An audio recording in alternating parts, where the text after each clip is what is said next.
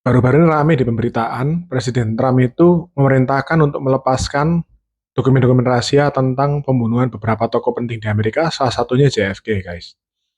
Nah, dari sini, guys, kita ini bisa belajar sesuatu untuk Indonesia nih, guys. Nah, mau belajar sesuatu ini apa? Saya akan ambil contoh dulu ya, guys, ya. Berkenaan dengan proyek ambisiusnya Pak Prabowo ini soal swasembada pangan. Jadi, memang ya waktu itu saya juga sempat bingung sih, guys. Dari sekian banyak masalah negara ini yang dibingungi sama Pak Prabowo ini malah soal ketahanan pangan. Jadi, gebet banget, pokoknya gimana caranya Indonesia harus swasembada pangan.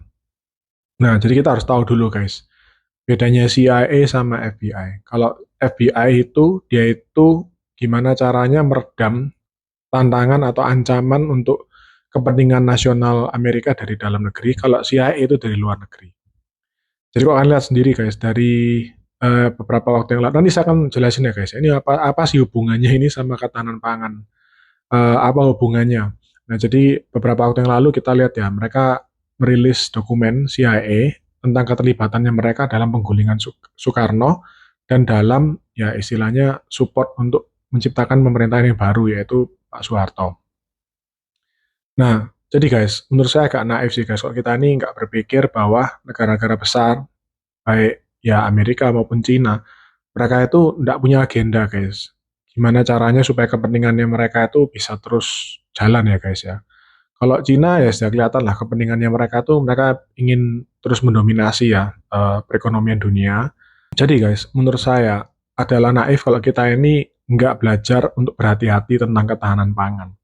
Karena guys, terbukti ya di beberapa saat waktu yang lalu itu waktu terjadi krisis perubahan iklim ya, akhirnya banyak perkebunan dan sawah-sawah itu gagal panen. Banyak negara-negara itu akhirnya dia stop ekspor guys, karena dia mengutamakan kepentingan nasionalnya mereka sendiri. Karena kalau pangannya mereka kurang kan pasti harganya nggak stabil guys, naik semua. Nah pada saat itu terjadi, kita Indonesia yang ya pada saat itu mungkin sampai sekarang ini ya kita nih masih bergantung dengan impor beras nih misalnya. Ya gawat guys. Kenapa? Begitu harga beras naik, wah ya pasti inflasinya juga naik guys. Nah makanya guys saya ambil satu contoh ya soal ketahanan pangan yang paling simpel yang menurut saya juga ini kita patut berhati-hati, kedelai nih guys. Karena harus tahu guys, impor kedelainya Indonesia itu hampir semuanya itu dari Amerika guys. Dan nilai transaksinya itu kalau di sini saya lihat di tahun 2021 itu setara dengan 22 triliun. 22 triliun guys.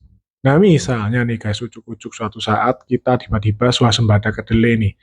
Kita berhasil nih ngembangin kedelai untuk nanam sendiri, untuk numbuhkan sendiri, jadi kita nggak perlu impor lagi. Menurut kalian nih guys, menurut Ngana, kira-kira Amerika bakal diam saja nggak? Atau mereka akan memperhatikan kepentingan nasionalnya mereka ini? Karena kan kepentingan nasionalnya mereka guys, kalau mereka bisa terus masuk kedelai ini ke dunia, jadi mereka nih masuk kedelai ya ke Cina, ke Brasil, ke Indonesia, pokoknya salah satunya yang terbesar lah, ke Jepang juga. Menurut saya nggak ada kemungkinan loh guys, kalau mereka usil, ya mereka bisa mensabotase kita, entah di kebunnya atau sawahnya disabotase, dikirimin penyakit, atau entah gimana caranya mau diganggu. Jangan sampai kita ini swasembada supaya terus-terusan beli dari dia. Menurut saya nggak untuk kemungkinan sama sekali guys. Karena presiden aja dia bisa kudeta kok, apalagi masalah sawah guys. Nah ini pendapat saya pribadi sih guys. Makanya menurut saya Pak Prabowo ini benar juga lah. Dia memperhatikan ketahanan pangan. Ingat judulnya aja juga ketahanan pangan guys. Jadi kita ini harus belajar ya untuk mengerti kenapa pemerintah kita ini sangat punya perhatian khusus untuk ketahanan pangan ya karena supaya itu tadi.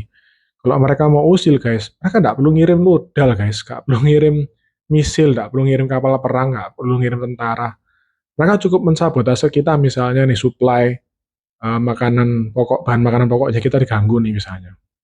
Pangannya kita diganggu. Udah guys, kelar, chaos pasti. Kalau beras naik nih misalnya naik satu kali lipat, naik dua kali lipat, ya pasti negara ini chaos guys. Dan inflasi pasti hancur-hancuran ekonominya.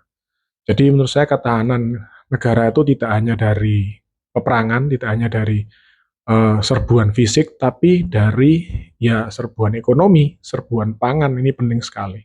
Gimana guys? Kalian setuju nggak dengan video ini?